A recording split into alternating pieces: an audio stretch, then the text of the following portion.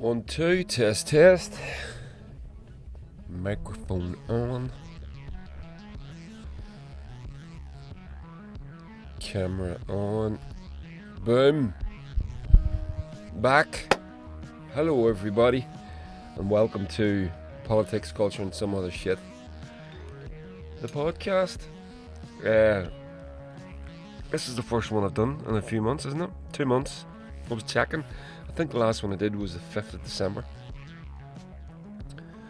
And I just decided to take a break. I needed a break from them because there's a lot in them, a lot of work. And I was getting overwhelmed with things, making a lot of changes in my life and trying to make a living and all that. And I just did not have the energy or, so I'll be honest with you, the time to do these. And I woke up on, what day was it? Sunday just passed there, and it was the first time in months, like literally months, where I just lay in bed and I went, I haven't got anything to do, and it was awesome. Nothing urgent, you know what I mean? There's stuff, I could do that way. There was nothing that needed my attention right that moment that would cause me to have to get out of bed early. So that's the sort of situation that I was in. And but I'm not there anymore. So, well, still flat out busy, but I can get back to these. And there was another thing as well. I needed a wee bit of space. I needed a wee bit of head space because I was working on my solo project, my gig there in the Sunflower with a squad of great musicians, and there was a load of yous came, and I was delighted to see you. And it was a great day, great afternoon, and so I needed to get myself into that headspace where I'm talking about beauty and art and mythology and fairies and all this sort of stuff, and so something had to go, and unfortunately it was this podcast. I did pause the Patreon payment thing, and I knocked it all down to £1 a month. That's it. If you want to support me on Patreon, that would be great. But while I wasn't doing anything, I paused the payment cycle. No one paid anything. I think it is paused at the minute. I need to unpause it. So if you want to go and lend me your support over there, that'd be great. So let's get to this. So that's where I kind of where I went to. I'll just turn that music off.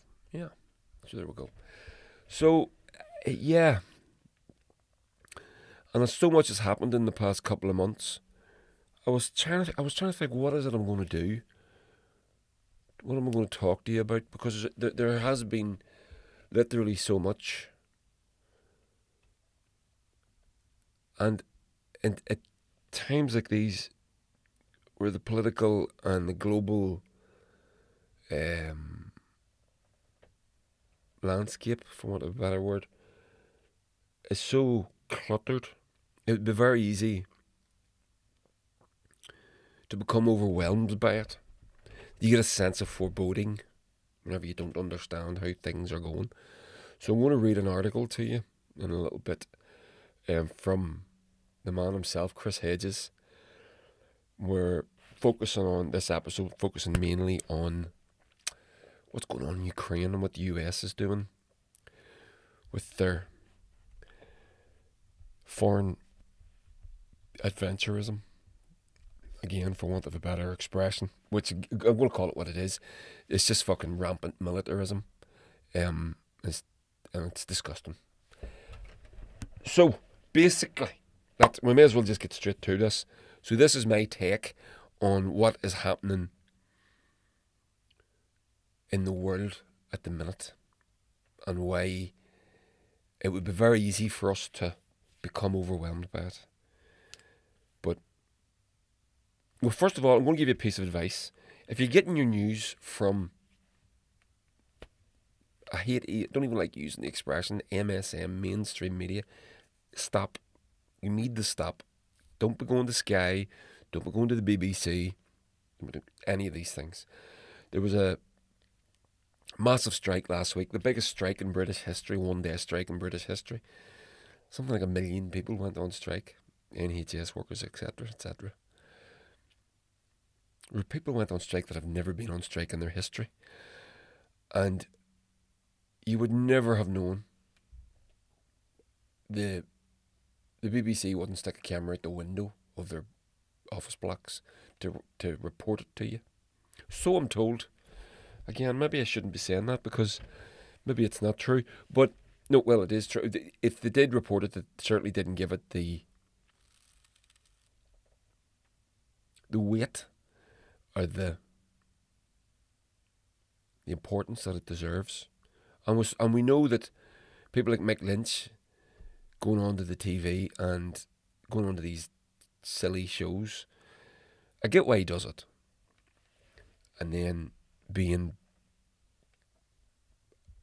questioned in such a stupid way by people who are obviously got an agenda and are obviously serving their paymasters, their bosses. They're members of the establishment. They're members of the media machine, which is the propaganda wing of the oligarchy. And I'm reminded of that clip where Chomsky is talking to Andrew Marr and he accuses him basically of being that. And Andrew Marr says, "Do you think I'm censoring myself?" And Chomsky says, "No, you don't need to censor yourself. I believe you believe what you're saying. But if you didn't believe it, if you didn't say it, you wouldn't have your job." That's the point. So, first piece of advice, don't stop going to these places. Go and read Chris Hedges, listen to Chris Hedges. A lot of these sources are American, to be fair, but there's plenty of British ones and there's plenty of there's not too many Irish ones actually. But Navarra Media, they're not bad. They don't get it right all the time for me personally. Don't think they're far enough. I think it'd be. I don't mind Navarra Media. I can listen to them, but sometimes they get on my fucking nerves because they do that thing where they try to be so reasonable. And stop trying to be fucking reasonable. We don't need reason, right? Not that we don't need we do need we need proper reason. But these people are fucking ghouls and monsters and evil. Call them what they are. So go to people like Chris Hedges. If you want to go to Navarra Media, you can go. By all means, do. They're better than the fucking BBC. I'm trying to think who else it is. Jimmy Dore in America. I'm a big fan of Jimmy Dore's. I like his approach. I like he calls it out. He calls bullshit where it is. John Pilger is another good one. WikiLeaks, of course. Julian Assange, people like that. God fucking love him. Currently rotting to death in an English jail. Being tried for treason. He's going to be. They're trying to extradite him to America to try him for treason. He's not an American. He can't commit treason in America. To America, as in America. He wasn't in America. Has committed no crimes in America. He's committed no crimes as far as I'm concerned. He's a publisher. So there's plenty of good sources out there, and there's more and more of them. We go onto YouTube as well. YouTube's great for it. By the way, and if you do the YouTube thing, give us a wee follow. Go over there and give it. This will go up as a video. So basically, we'll hit it from the start. Basically, the big story, the big global catastrophe in waiting, and if you're living in Ukraine, catastrophe that's happening, is obviously the war in Ukraine. The invasion of Ukraine by Russia. And if you're listening to, again, your mainstream media sources, what happened was Ukraine was sitting there minding its own business and Vladimir Putin decided to invade it. And if you're listening to this, you probably know that's not exactly true. Now, that's not to say that Russia doesn't have questions to answer. It does, of course. But Russia didn't just invade Ukraine because it decided it wanted to. It's been goaded into it. by the US and NATO. NATO has been moving ever increasingly eastwards since the fall of the Soviet Union in the 90s, which they agreed not to do, and they broke that promise, or that reassurance.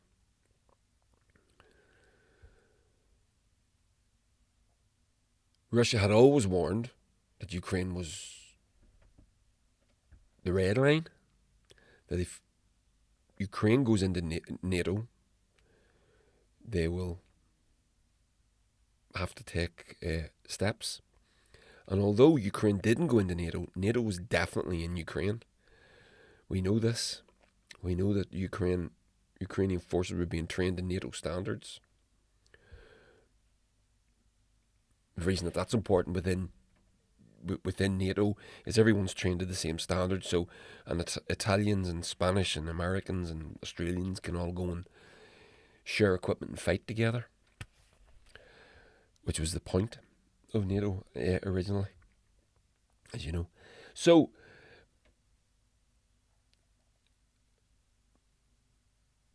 the area that's called the Donbass, the Ukrainians that live there are Russian speaking, Russian identifying, culturally Russian, as they say themselves. And I've heard it said that they're more Russian than the Russians, which I can understand. Those people have been bombarded by rocket fire and missiles by the Ukrainian government for many years. 16,000 of them have been killed. So 16,000 of them have been killed by their own government, which we used to hear little bits about until it became an inconvenience. They had the Minsk agreements in 2016, which was supposed to be a treaty, a peace treaty. That area of Ukraine was going to get a certain amount of autonomy. Russia and Putin was a signatory to that. The previous president, whose name escapes me right now, signed an agreement in Turkey. President Erdogan of Turkey, convened that, and they agreed to that. No, it wasn't Erdogan in Turkey. Whatever. Sorry, that bit doesn't matter. There's been that much of this stuff going on. I'm getting a bit confused. So that was an agreement that they were going to get a certain amount of autonomy, and the bombs were going to stop. Well, the bombs didn't stop. The autonomy never came, and there was a coup, more or less, instigated by our American friends as usual, and that's when the previous president was more or less overthrown. And Zelensky was elected, and he was elected as a peace candidate, and he promised that they were going to stop the war and the actions that they were taking out in Donbass, and that they were going to make nice with Russia. That didn't happen, as we know. And this is the thing: you must whenever we're talking about these issues, we need to have a memory that goes back a little bit more than the day before yesterday, and that tends to not happen. It certainly doesn't go back 10, 12, 15, 20 years. You'd be lucky if it went back a month. Whenever people are talking about trying to put things into historical context, which is what I'm trying to do for you here. And by the way, again, I won't have it said that I'm apologising or excusing, or if people have committed crimes of war and all that, then God damn them to hell and back. I'm not supporting anybody. I'm just laying it out. Zelensky is not the white knight that he's being portrayed. Ukraine is not innocent as they're being portrayed.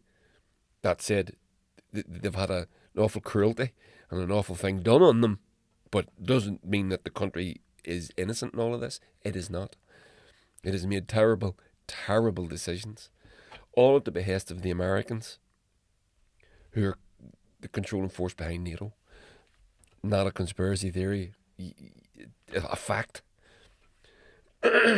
Excuse me. So we're up. So the Minsk treaties were never enacted, and we now know why. Angela Merkel and Francois Hollande, the ex-Chancellor of Germany and President of France, respectively, recently admitted on stage, I think one of them was at the WEF forum there that was recently held, that the Minsk II treaties were never going to be enacted, and were only agreed to in order to give Ukraine time to build up its army. Vladimir Putin has since said that they will never believe another word that comes from the West again. I didn't think he would have anyway, but he has made that declaration. And who could blame him? So these agreements were signed off in good faith by one party. The other party was a lie. They were using them as a holding action in order to build up its own army, which it did. The Ukrainian army built itself up something like 150,000 to almost 500,000 soldiers in that time. Of which, and this is another fact, Ursula von der Leyen, the head of the EU, recently, just last year, the end of last year, given a speech about what's going on in Ukraine, made a faux pas where she admitted that 100,000 Ukrainian soldiers are dead. Now, if you go onto the official video of that bit is snipped out of it now, but it was broadcast. Some clever people captured it and re-uploaded the original version where she admitted there's 100,000 Ukrainian dead. That, by all accounts, was a massive underestimation. Apparently, there's over 150. I'm listening to people like General Scott Ritter, who's saying there's over 150,000 Ukrainian soldiers dead. Now, then if you put the multiplier effect on of they're the ones that are dead, and then you've up to 3 times as many then get injured, that's almost the entire Ukrainian army is wiped out, killed or maimed, right? So that's the toll that's being paid by the Ukrainian people, and it is absolutely tragic for nothing as well. It didn't need to happen for nothing. So why did it happen? Why has this happened? And by the way, the Russians are paying a heavy toll as well, but nowhere, not even close to that. I think you're looking at sort of 20,000 Russians versus 150,000 Ukrainians. I think it's less than that even. But why is this happening? Now, can you remember when the Americans pulled out of Afghanistan? They did it overnight. Literally overnight. The head of the American, or the head of the Afghani head of the airbase in Kabul got a phone call, said the Americans are gone. They literally ran off like they did out of Vietnam.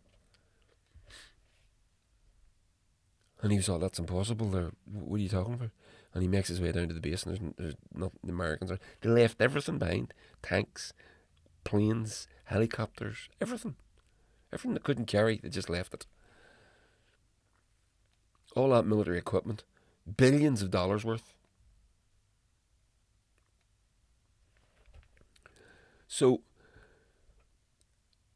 I remember saying it on this podcast. When that happened, somebody else is fucked. Somebody's fucked.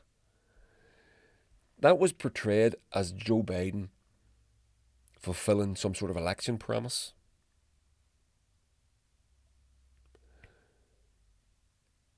In one sense it was, but in another sense it was only a part of the intent, the real intention. Somebody else was being targeted for the Americans to go into, and it became quite apparent very quickly that it was going to be Ukraine.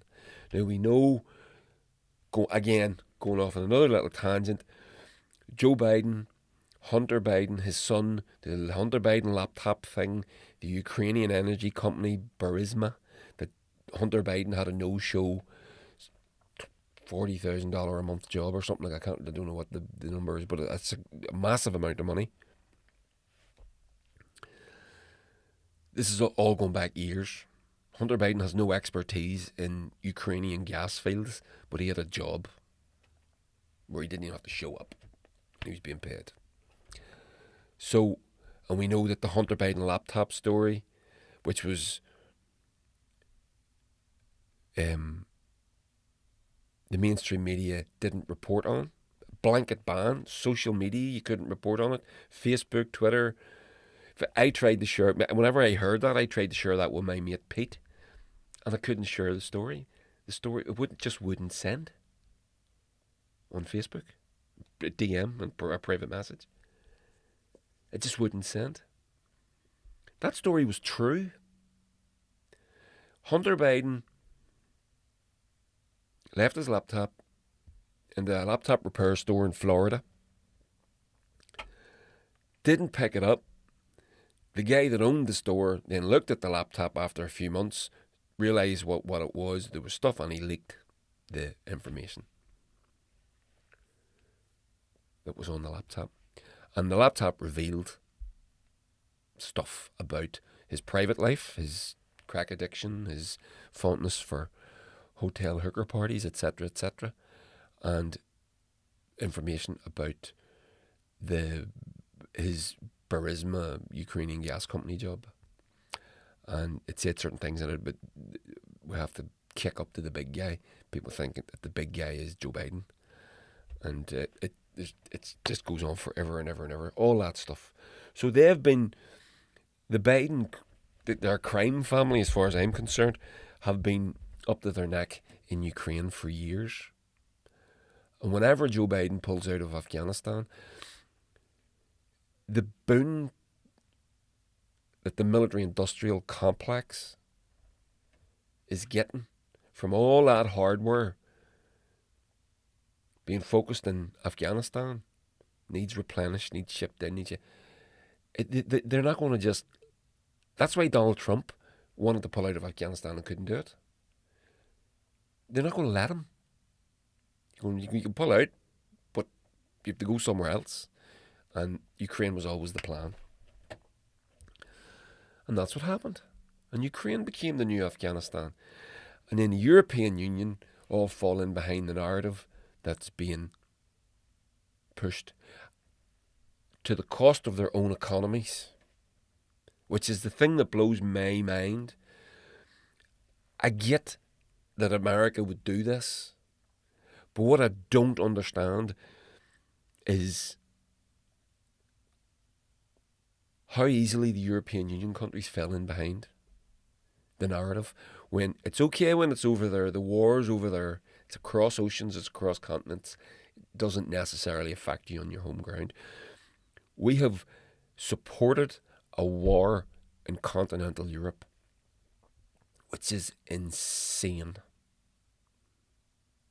It is insanity at its worst. I can't believe that I can't believe that we've got here.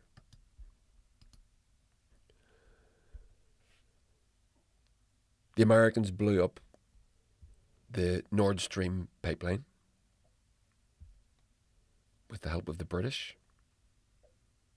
We know this. I'm not even putting it out there saying that it's suspected. It's a fact. That's what happened. The Americans said they would blow it up. They said they didn't want that pipeline being commissioned at all. And they blew it up. And they said they would blow it up. And they did. They didn't say they would blow it up. They said they would take care of it. And they did. They blew it up. And that is a piece of German industrial infrastructure.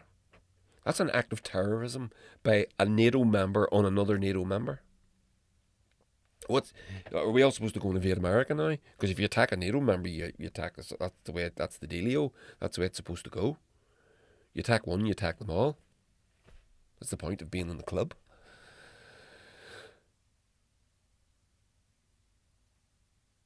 And Germany's going along with this. The UK is going along with this. Every country in Europe is going along with this. UK has got the dearest electricity prices in the world right now.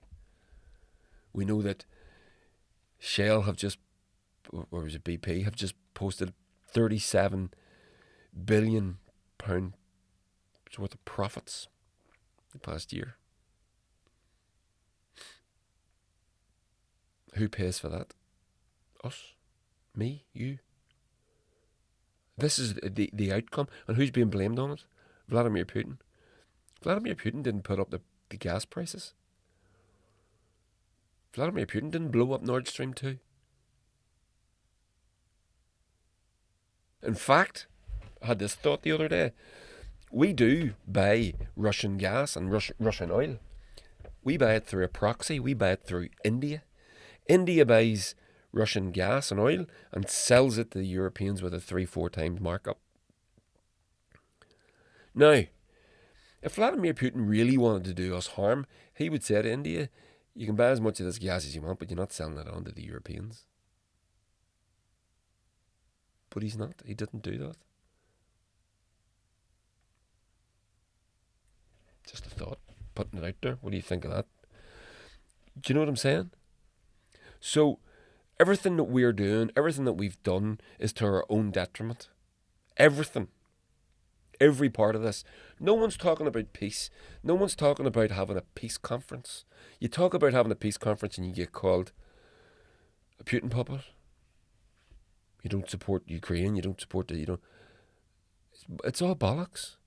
No one. How can we? We can't bomb ourselves into peace. We're not going to beat Russia. Russia's not being beat. The British. It was announced. Was it yesterday that the British Army, if they fought Russia, they would run out of ammunition on day one, and they'd be dead. But there wouldn't be a British soldier left by the end of the week.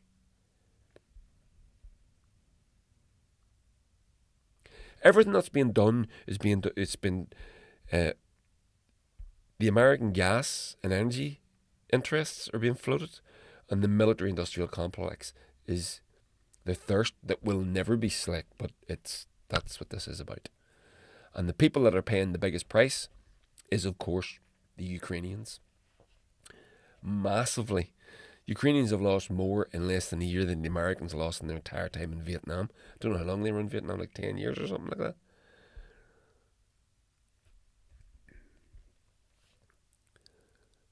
And the danger is that it's going to spill over. Belarus is on the side of Russia. Poland isn't. I get why those countries don't like Russia. They're the old imperial man. I understand that. I get it. But taking up with the fucking Yanks is dumb as fuck to me. It's a bad idea. These people are not to be trusted. And with no one talking about peace on continental Europe is insanity to me. It is complete insanity. I don't get that bit.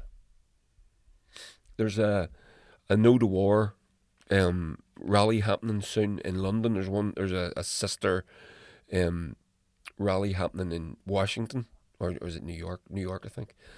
No, Washington.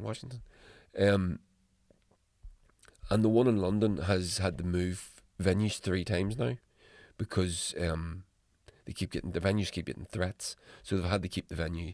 The latest venue is a secret, and they're just going to announce the day before where it's going to be. These people are trying to talk about peace, and they can't even get a venue to talk about it. This is where we are. Again, let's not lose sight. The people that are paying the biggest price are the Ukrainians, but we're following the Yanks into another foreign disaster. But this time the foreign disaster is a little closer to home. And it is, there is a danger that it will spill over into a bigger fray. What happens if Poland get involved? What happens if Germany, they are now sending fucking tanks? It's ridiculous. I'm going to talk about that in a second. This article I'm going to read you. America's now trying to stoke a war against China. I mean, there we go. Look. China is threatening our security. NATO leaders at the 2022 summit. Look at that picture. For those of you that's listening to this, there's a picture of China and all those little markers you can see are American military bases surrounding China. But China's the problem. If you think that, you're an idiot. And that's the thing as well. For me personally, I've got to the point where I'm not going to. It's not that I would sugarcoat it, but I maybe wouldn't be as forceful with what's actually happening. And I'm not going to do that anymore. That's one of the promises I've made to myself, coming back to start doing these podcasts again. I'm not doing that anymore. I'm not. I'm going to call it for what it is. If you believe that America, who has led us Korean War, Vietnam War, all the coups in South America, the CIA flooding its own country with drugs, all the way through the 70s and the 80s, all the coup d'etats that they committed and carried out in South America and Central America.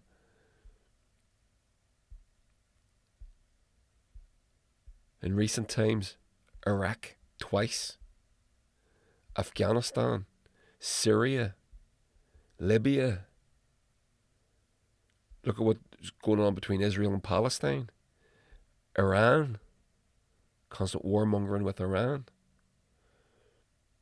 Nowhere America goes turns out well for anybody, even Americans. The only people that do well out of this are the armourers, as Shakespeare called them.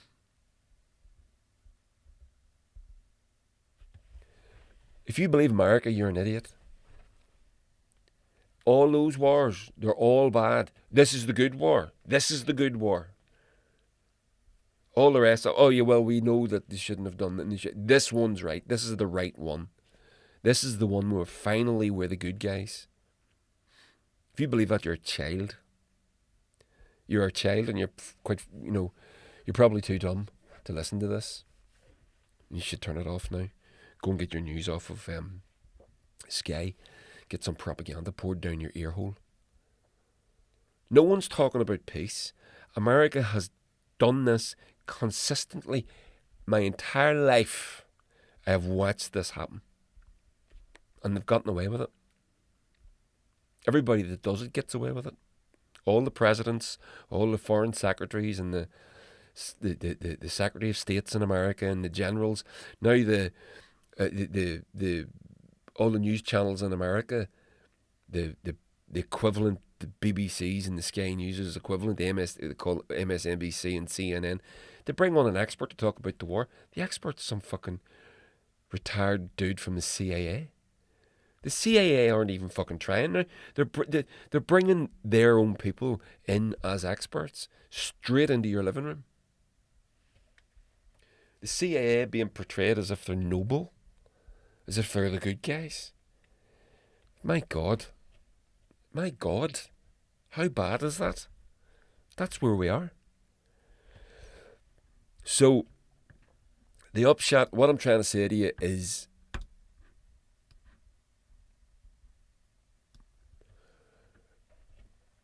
the world is in a terrible state right now. And we know that it's Vladimir Putin and the Russians that are killing the Ukrainians. We know that. But you got to put it in context. And don't say to me, that sounds like appeasement, or it's not that. It's keeping the historical context more than a couple of minutes ago. Going back longer than a couple of minutes ago.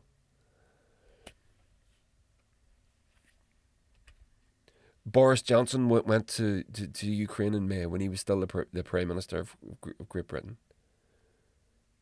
Whenever Erdogan, that was the other conference I was trying to talk about, Erdogan was arranging a peace treaty between Putin and Zelensky. Erdogan of Turkey. Not one European fucking leader is trying to do anything even approaching that. But Erdogan's evil. Putin's evil. We're supposed to believe Zelensky's a good guy. Me arse. My fucking hole. Right, so I'm going to read this article. This is from Chris Hedges.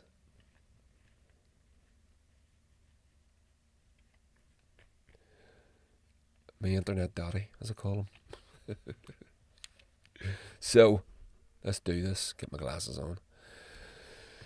Listen to this article. You can listen to this as well. So you go on to Chris Hedges Substack.com. Sign up. It's free. You can sign up for a paid tier. But just put your email address in there and you get these direct into your inbox a couple of times a week. And they're well worth it. So, Ukraine, the war that went wrong. Empires and terminal decline leap from one military fiasco to the next. The war in Ukraine, another bungled attempt to reassert US global hegemony, fits this pattern. The danger is that the more dire things look, the more the US will escalate the conflict, potentially provoking open confrontation with Russia. If Russia carries out retaliatory attacks on supply and training bases in neighbouring NATO countries or uses tactical nuclear weapons, NATO will almost certainly respond by attacking Russian forces. We will have ignited World War III, which could result in a nuclear holocaust. US military support for Ukraine began with the basics: ammunition and assault weapons. The Biden administration, however, soon crossed several self-imposed red lines to provide a tidal wave of lethal war machinery. Stinger anti-aircraft systems, Javelin anti-armor systems, M777 towed howitzers, 122mm Grad rockets, M142 multiple rocket launchers, or HIMARS, tube-launched, optically tracked, wire-guided tow missiles, Patriot air defence systems, National Advanced Surface-to-Air Missile Systems, NASAMS they're referred to, M113 armoured personnel carriers, and now 31 Abrams M1 tanks as a part of the new $400 million package. These tanks will be supplemented by 14 German Leopard 2A6 tanks, 14 British Challenger 2 tanks, as well as tanks from other NATO members, including Poland. Next on the list are armour-piercing depleted uranium ammunition and F-15-16 fighter jets. Unbelievable. Since Russia invaded on February 24th, 2022, Congress has approved more than $113 billion in aid to Ukraine and allied nations supporting the war in Ukraine. 3/5 of this aid, $67 billion, has been allocated for military expenditures. There are 28 countries transferring weapons to Ukraine. All of them, with the exception of Australia, Canada and the US, are in Europe. The rapid upgrade of sophisticated military hardware and aid provided to Ukraine is not a good sign for the NATO alliance. It takes many months, if not years, of training to operate and coordinate these weapon systems. Tank battles. I was in the last major tank battle outside Kuwait City during the first Gulf War as a reporter. Are highly choreographed and complex operations. Armour must work in close concert with air power, warships, infantry and artillery battles. It may well be many months, if not years, before Ukrainian forces receive adequate training to operate this equipment and coordinate the diverse components of a modern battlefield.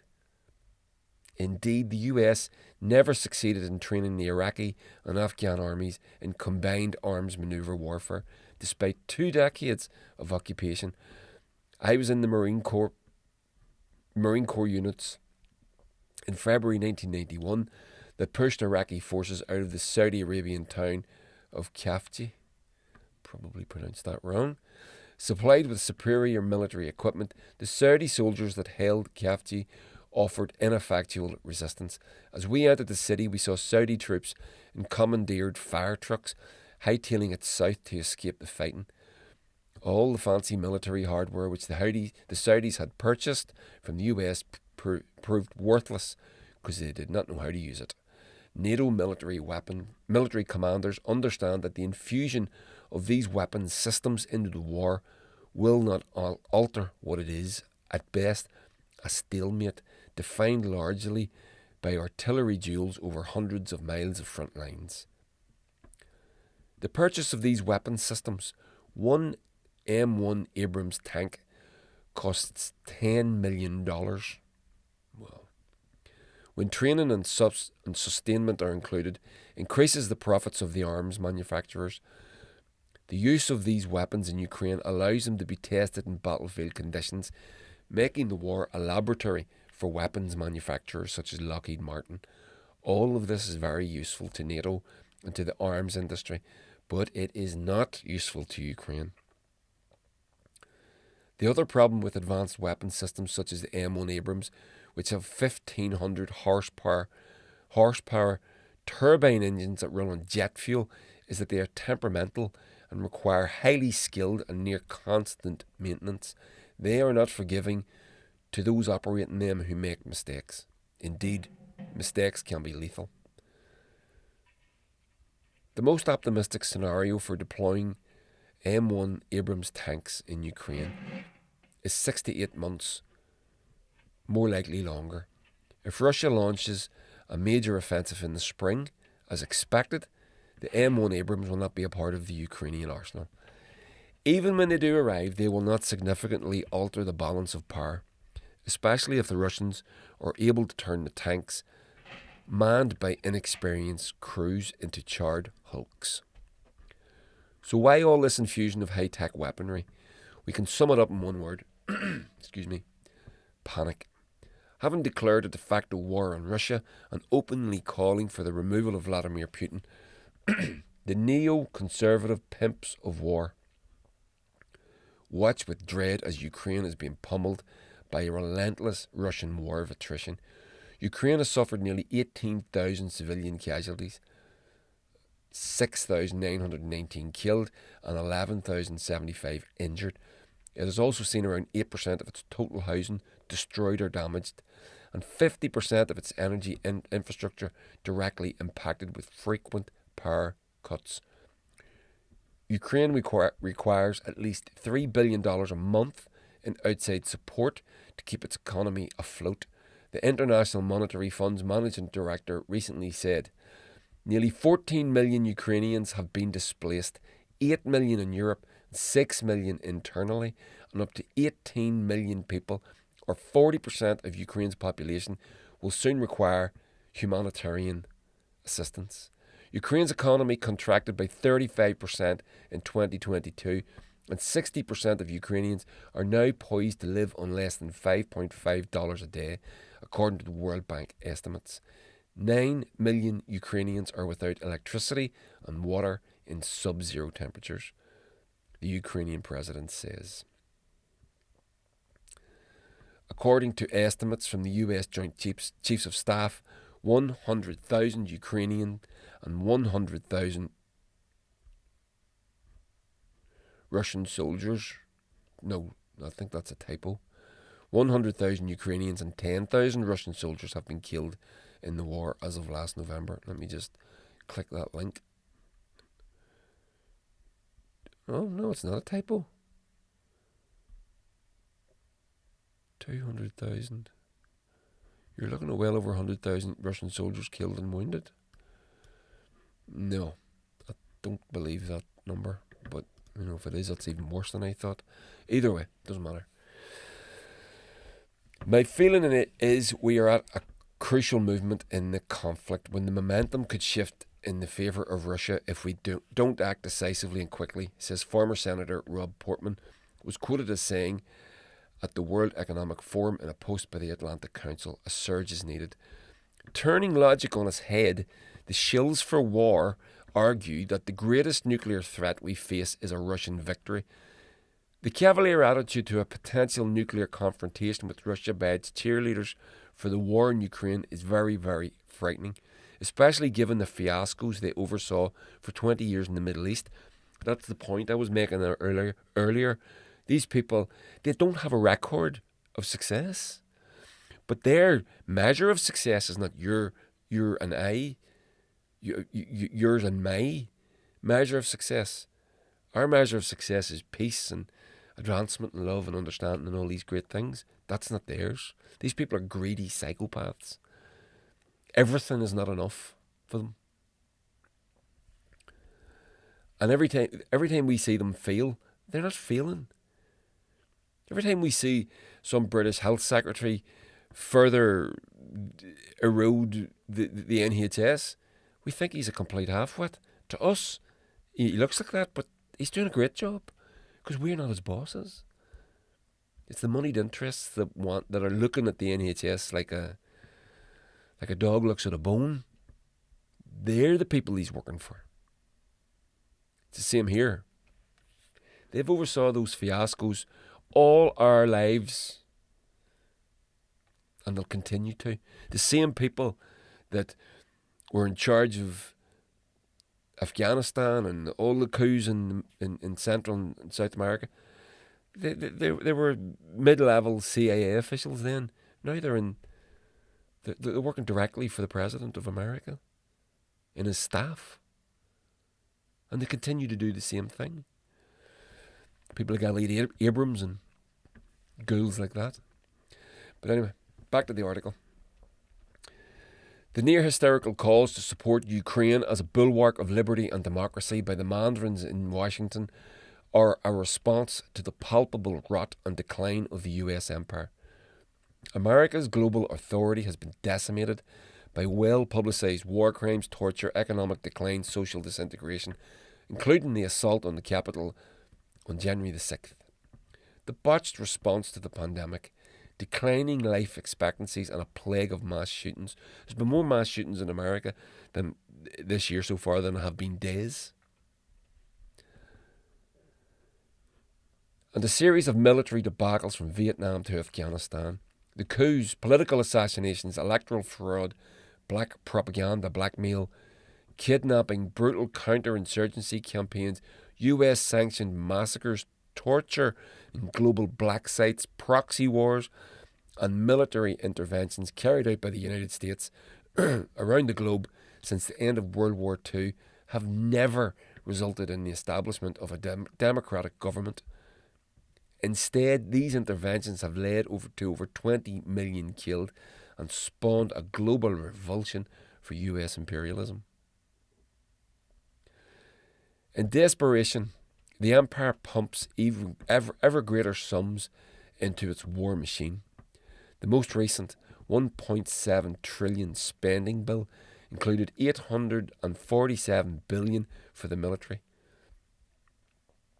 The total is boosted to 858 million when factoring in accounts that don't fall under the Armed Services Committee's jurisdiction, such as the Department of Energy, which oversees nuclear weapons maintenance and infrastructure that develops them. In 2021, when the US had a military budget of 801 billion, it constituted nearly 40% of all global military expenditures, more than the next 9 countries, including Russia and China, spent on their militaries combined.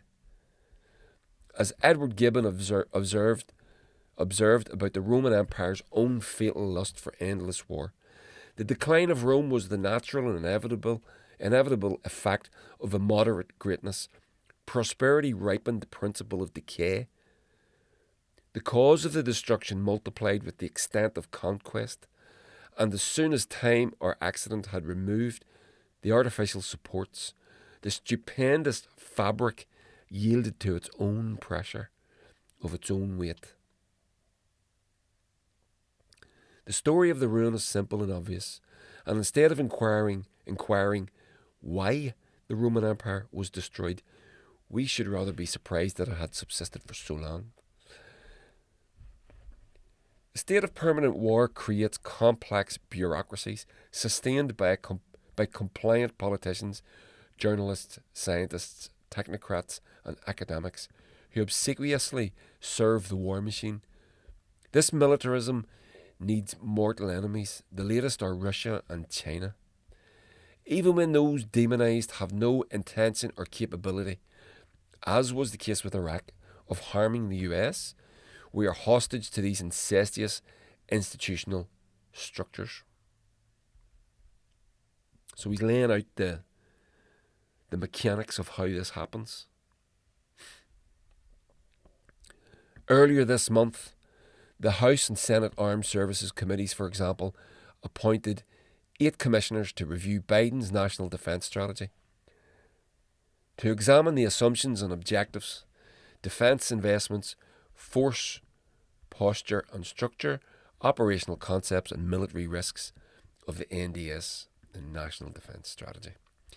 The Commission, as Eli Clifton writes, at the Quincy Institute for Responsible Statecraft, is largely comprised of individuals with financial ties to the weapons industry and the US government contractors, raising questions about whether the Commission will take a critical eye to the contractors who receive $400 billion of the $858 billion 23 defence budget. That's insane. The chair of the Commission... So, the National Defence Strategy has 8 commissioners to review Biden's National Defence Strategy. The Senate Armed Services Committee. And it is largely comprised of individuals with financial ties to the weapons industry.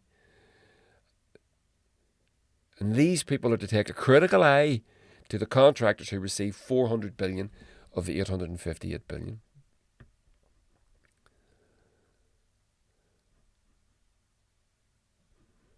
It's just corruption. It's just corruption.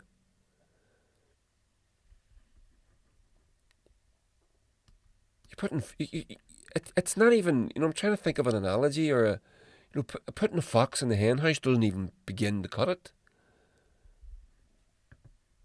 The chair of the commission, Clifton notes, is former Representative Jane Harman of California, Democrat of California. So that's what I want to finish on this as well, about the Democrats versus the Republicans, who sits on the board of Iridium Communications, a satellite communications firm that was awarded a 7-year, $738 million contract with the Department of Defense in 2019. So this elected politician is on this board, or on this committee, the House and Senate Armed Services Committee.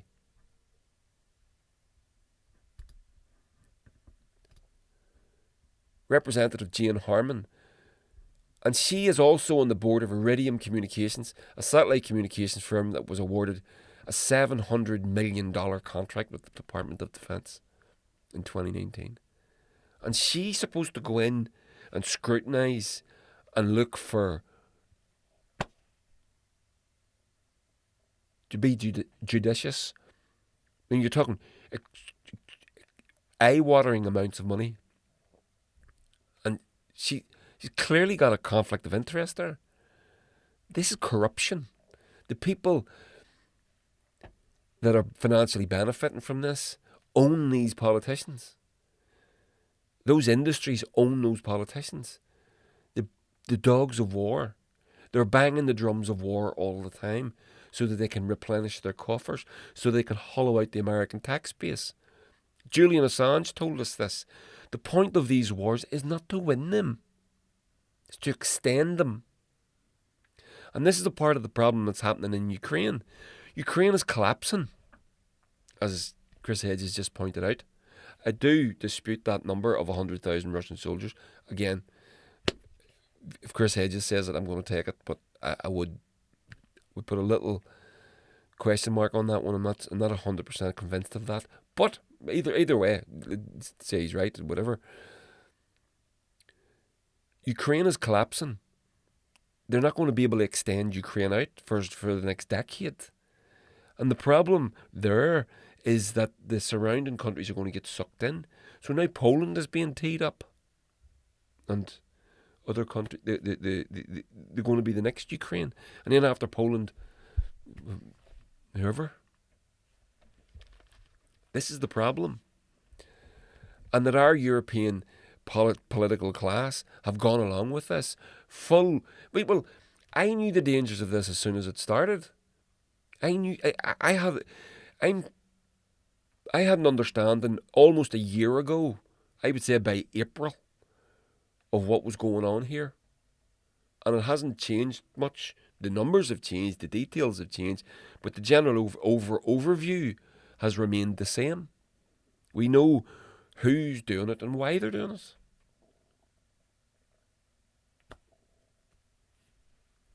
Well, and why the European political class, despite the clear and obvious dangers of having this on our doorstep, how they are still going along with this Putin bad, Ukraine good argument, the man with white hat, man with black hat, childishness,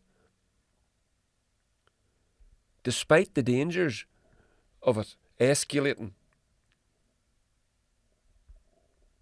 is beyond me. It blows my mind. I think I'm getting a bit of a cold. Anyway, so back to the article. So these people are clearly owned by these defence contractors. Clearly, you don't give people, you don't give people money for nothing. These people are getting contributions, campaign contributions, just for free. They don't want anything for them. Yeah. Right, nearly done. There's only a wee bit left. Reports about Russian interference in the elections and Russia bots manipulating public opinion, which Matt Taibbi's recent reporting on the Twitter files, which you need to have a look at that, exposes as an elaborate piece of black propaganda, was uncritically amplified by the press. It seduced Democrats and their liberal supporters into seeing Russia as a mortal enemy. The near universal support for a prolonged war with Ukraine would not be possible without this con. America's two ruling parties depend on campaign funds from the war industry and are pressured by weapons manufacturers in their state or districts, who employ constituents to pass gargantuan military budgets. Politicians are acutely aware that to challenge the permanent war economy is to be attacked as unpatriotic and is usually an act of political suicide. The soul that is enslaved to war cries out for deliverance, writes Simone Weil in her essay, The Iliad or the Poem of Force. But deliverance itself appears to be an extreme and tragic aspect, the aspect of destruction. Historians refer to the quixotic attempt by empires in decline to regain a lost hegemony through military adventurism as micro-militarism. During the Peloponnesian War, 431 BC, the Athenians invaded Sicily, losing 200 ships and thousands of soldiers. The defeat ignited a series of successful revolts throughout the Athenian Empire. The Roman Empire, which at its height lasted for 2 centuries, became captive to its one military man army. Similar to the US war industry, was a state within a state. Rome's once mighty legions in the late stage of empire suffered defeat after defeat, while extracting ever more resources from a crumbling and impoverished state. In the end, the elite Praetorian Guard auctioned off the empire ship to the highest bidder. The British Empire, already decimated by its suicidal military folly of World War I, breathed its last gasp in 1956 when it attacked Egypt in a dispute over the nationalisation of the Suez Canal. Britain withdrew in humiliation, became an appendage of the United States. A decade-long war in Afghanistan sealed the fate of a decrepit Soviet Union. While rising empires are often judicious, even rational, in their application of armed force for conquest and control of overseas dominions, fading empires are inclined to ill-considered displays of power, dreaming of bold military masterstrokes that would somehow recoup lost prestige and power. Historian Alfred W. McCoy writes in his book, In the Shadows of an American Century, the rise and decline of US global power.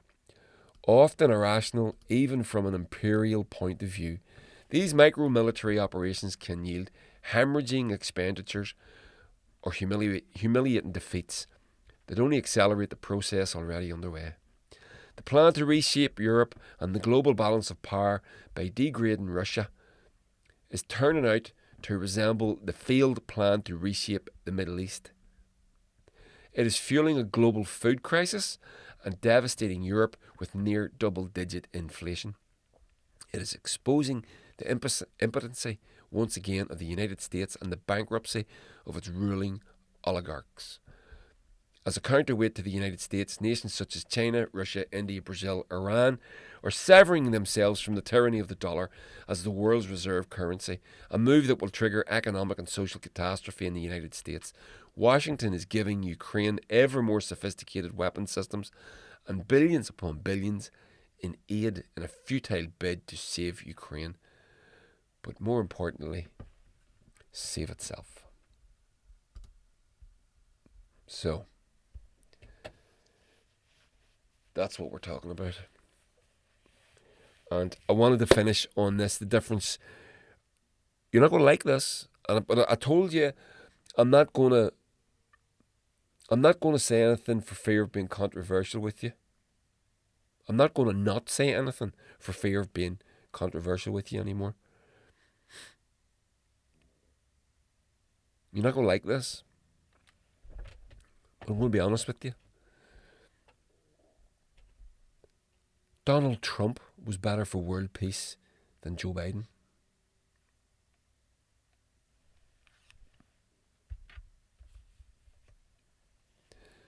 Donald Trump was better for world peace than Joe Biden. Donald Trump didn't invade any countries. It's not to say that he was innocent. It's not to say that he didn't drop bombs and do things as that the General Soleimani was killed, the Iranian general, national hero of Iran, by Trump. He pulled the trigger on that one. Give the order for the trigger to be pulled. But he didn't do this. The biggest threat to world peace is the American Democratic Party.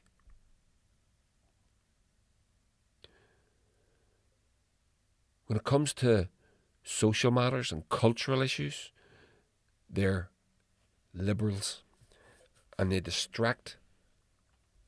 use those issues to distract from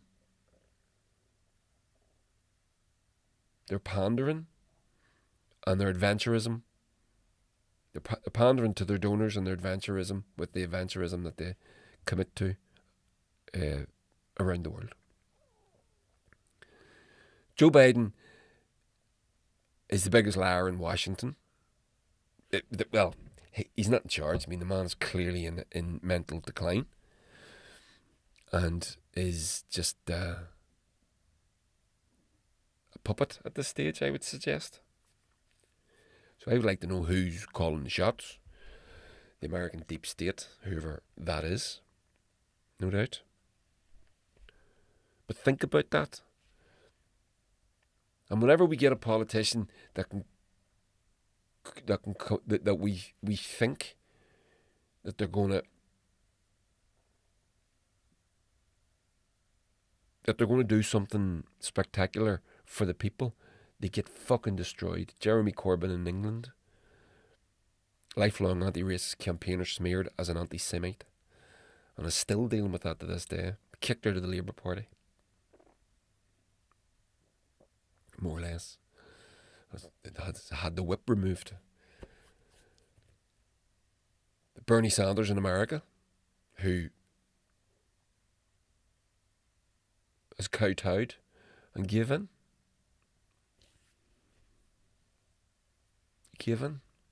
They came promising to fight. They came with the talk of revolution, and invigorated and energized and engaged people on those terms, and inspired a generations to understand that they're being used and that their government doesn't give a shit about them, doesn't work for them. And then whenever it came to the big fight, he rolled over. It was clear that he'd been ripped off, that he'd been conned out of his nomineeship to be the Democratic nominee for president. It was clear that was a con. He gave in. He rolled over, got his belly tickled. people like AOC. If they make a documentary about you, if you're a politician and they make a documentary about you on fucking Netflix, you're a stooge. That person is a stooge. What did she say she was going to do? Break the house or something like that? That was her big thing. Again, talking the language of revolution. When it came to it, all she wanted was her fucking picture on the front cover of Rolling Stone, which she got. The entire political class has been captured. In America, more so than here. But here's just as may as well just be as bad. They're certainly doing no better.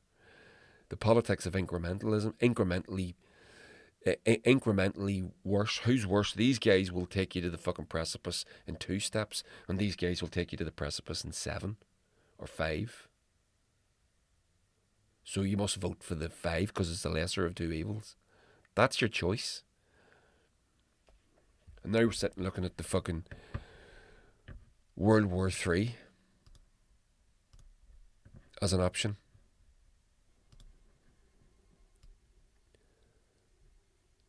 So that's where we are. So that's me. I'm done. So we're going to start doing more live streams as well. So give us, let me your earballs and your opinions when we do live streams. I'm going to start interviewing more people as well. As I said, I did need the wee break. I needed to get into a different headspace. I've got big plans for the year. Musically. A couple of Bonneville's tours coming up. And I'm planning on releasing 3 albums this year, believe it or not. So 3 very different albums. I suppose I can tell you if you want to know. A new Bonneville's album's coming. I've got my folk album that I basically have written that we showcased the other day in Belfast, and then I'm going to do Northern Gothic 2. So yeah, wish me luck with that. Fuck it, I'm reaching for the stars, baby. What's the worst that can happen?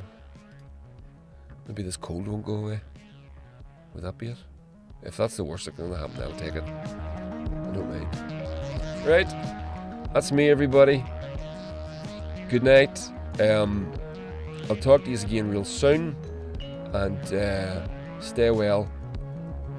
Head over to Patreon, lend me your support. Head over to YouTube, like, share, subscribe, do all that good stuff. And I think I'll talk to you before the weekend, maybe Friday. We'll do a wee live stream Friday. I'll make an announcement about that. Maybe you can come and join me. But we'll see. Alright, okay. Toodles. Bye.